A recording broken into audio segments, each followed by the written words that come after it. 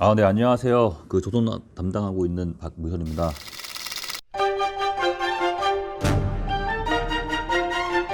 오늘은 선박 시장에서의 선박 연료의 변화를 가지고서 좀 발표를 해보도록 하겠습니다. 그래서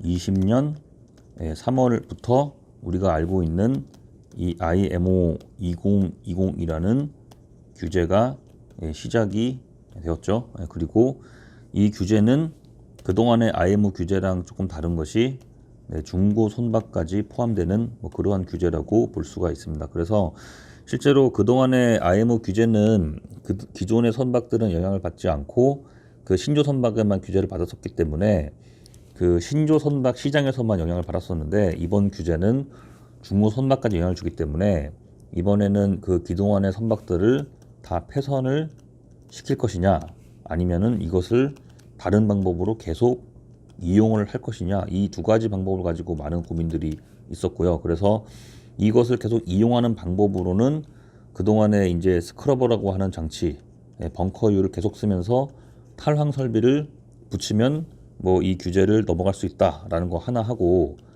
두 번째는 이 새로운 연료, 저황유, 황이 좀 적게 들어간 로설퍼 퓨얼 오일을 쓰는 것도 한 대안이다라고 이렇게 얘기가 됐었고, 그리고 궁극적으로는 이 배들을 다 폐선을 시켜버리고 신조로 가는 것이 옳다. 그래서 신조로 가게 되면은 이 규제를 만족하기 위해서 LNG 연료를 써야 한다. 이 세 가지를 가지고서 지난 한 2018년도, 19년도에 많은 논란이 좀 있었고요. 해운 업계에서 많은 논란이 있었고, 그리고 특히나 선사들은 아무래도 이 대부분의 선주사들, 그러니까 탑티어 선주사들은 이쪽으로 많이 주목을 했지만 2등급이나 3등급 선사들은 이 중고 선박들을 포기하고 싶지 않았었기 때문에, 머릿수로 따지면은 1등급 선주사보다 2등급, 3등급이 더 머릿수가 많잖아요. 그래서 실제로 이 선사들을 좀 대변하는 여러 가지 단체들은 이것에 대한 방법에 대한 옹호하는 입장들을 좀 많이 보인 것도 사실입니다. 그래서 대표적으로 ICCT라 그래가지고 유럽에서 베이스를 갖고 있고 국제 친환경 조약기구 이래가지고, 여기는 이제 선박뿐만 아니라 자동차라든가 항공기라든가 이쪽에서 배출되는 이제 탄소를 가지고서 여러 가지 업계 관계자들한테 좀 이렇게 저렇게 하세요라고 약간의 좀 강압적인 이제 지시를 내리는 그런 단체였었고요. 그리고 이 ICCT가 사실은 지난 2018, 19년 동안에 이 개방형 스크러버를 쓰는 것도 매우 좋은 방법이라고 이렇게 사실은 얘기를 해왔습니다. 그래서 많은 선주사들은 ICCT도 스크러버 괜찮다고 얘기를 하니까 우리도 그냥 스크러버를 쓰겠다. 그래서 2018, 19년도에 이 스크러버에 대한 발주 수요가 굉장히 많았었죠. 그래서 국내 기자재 기업들도 이 비상장사들이 대부분이긴 한데, 이 스크러버 제작 사업에 많이 뛰어들었던 모습들을 사실은 좀 보였었고, 그래서 조선소들도 여기에 편승을 해서 대우조선해양은 LNG에 집중을 했었지만 삼성하고 현대는 사실 이쪽으로 많이 갔던 것도 사실입니다. 그래서 데이터상 놓고 보면 2018, 19년도에서는 뭔가 스크러버가 한 가지 부밍이 올 것처럼 좀 얘기가 많이 됐었었는데, 실제로 규제가 시작된 이후에 지금 한 대략 4, 5, 6, 7, 한 4개월 정도 지났는데요. 어떤 일이 벌어지고 있냐면은 가장 벙커링, 그러니까 선박 주유소로서 가장 큰 기능을 하고 있는 것이 싱가포르이라는 나라가 되는데, 이 싱가포르 항구에 방문하고 있는 선박의 척수가 27년 만에 최저치로 떨어지는 이러한 현상이 나오고 있는 것을 볼 수가 있습니다. 자, 그래서 27년만큼 데이터를 넣지는 않았지만은 거의 최근만 보더라도요, 2018년도 쉽게 말해서 스크러버에 대한 수요가 올라가던 이때부터 오히려 싱가포르를 가는 선박의 수는 오히려 감소가 되고 있었어요. 그래서 오히려 스크러버를 좋다라고 말 나올 때부터 오히려 싱가포르 가는 배는 별로 안 나오고 있었고, 올해 들어서는 감소수가 크게 떨어지는 이런 모습을 보이고 있습니다. 왜 이런 일이 벌어지고 있냐면은, 이 싱가포르란 나라는 잘 아시겠지만 이 중개무역이 발달한 나라이기 때문에 그래서 무역항의 기능을 많이 하고 있고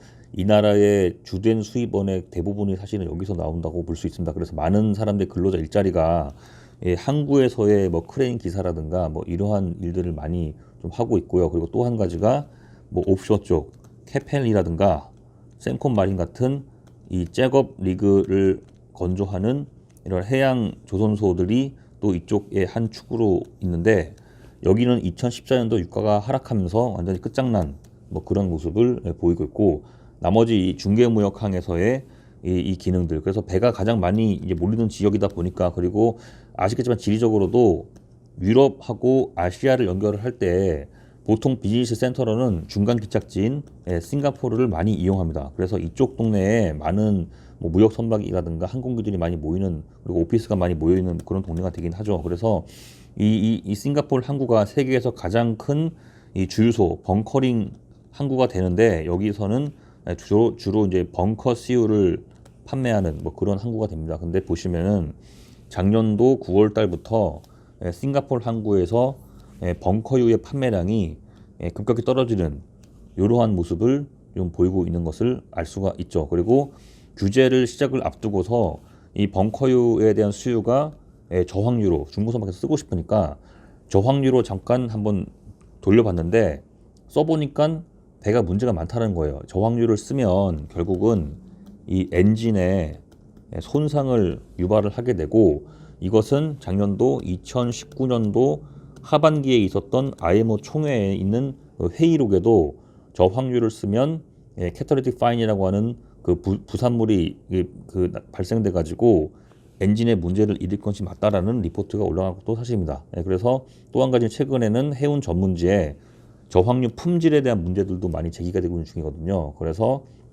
벙커유는 진작에 수요가 망가졌고 저항유로 한번 수요를 돌려봤는데 문제가 되니까 이것도 결국은 수요가 최근 몇 달 사이에 감소되는 모습을 보이고 있고 그래서 지금 그 선박들이 이 충전을 하기 위해서 연료 충전을 하기 위해서 그동안에 싱가포르 항구를 많이 들렀었는데 최근을 보시게 되면은 전혀 그렇지 않은 모습을 볼 수가 있습니다. 그래서 결국은 이 새로운 이 연료 체계는 여기 다시 설명드린 것처럼 이 중무선을 쓸 수 있는 스커브라든가 저항유에 대한 수요는 점점 감소되는 모습이 데이터로 나타나고 있고 이제는 선박 연료로서는 LNG가 분명하게 뜨고 있다라고 볼 수 있고요. 그래서 세계에서 세 번째로 큰 주유소 항구가 그 네덜란드에 있는 로테르담이라고 있는 그 항구가 되고 여기는 세계에서 또 저항유 분야에서는 또 가장 큰 그런 항구가 됩니다. 근데 이쪽에서 오히려 그 LNG 연료 판매량이 크게 올라가는 모습을 보이고 있고 로테르담 항구에서 저항유라든가 벙커유 판매량은 계속 감소되는 그런 모습을 보이고 있는 사실이기 때문에 지금 선박 연료 시장은 확실하게 LNG로 바뀌었다라고 이렇게 얘기를 할 수 있고 그래서 조선소들이 수주를 받고 있는 선박에 대한 그 추진 체계는 이제부터는 다 LNG 추진, 그러니까 컨테이너 선박이 됐든 벌크 선박이 됐든 탱커 선박이 됐든 이 모든 선박 종류랑 상관없이 선박의 추진 체계와 사용 연료는 LNG로 가는 상황이기 때문에 그러면 다시 앞서 설명드린 것처럼 이 중무 선박들은요 전부 다 폐선이 될 수밖에 없습니다. 이 중무 선박은 몇 척이 있느냐? 그 전 세계적으로 약 3만 척이라는 선박이 운항을 하고 있고요. 이 선박들이 결국은 향후 10에서 15년에 걸쳐 가지고 교체가 될 것입니다. 그러면 한국 조선소는 1년에 건조하는 배척수가 300척에 불과하거든요. 그러니까 전체 1년 공급량은 300척 그리고 누적 수요량은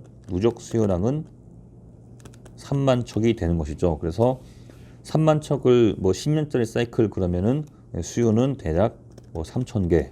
그럼 수요 대비 공급이 매우 부족한 상황이기 때문에 이런 면에서 조선업에게는 좀 많은 성장의 기회가 있지 않을까 이렇게 판단이 되고 있습니다. 여기까지 하도록 하겠습니다. 이상입니다.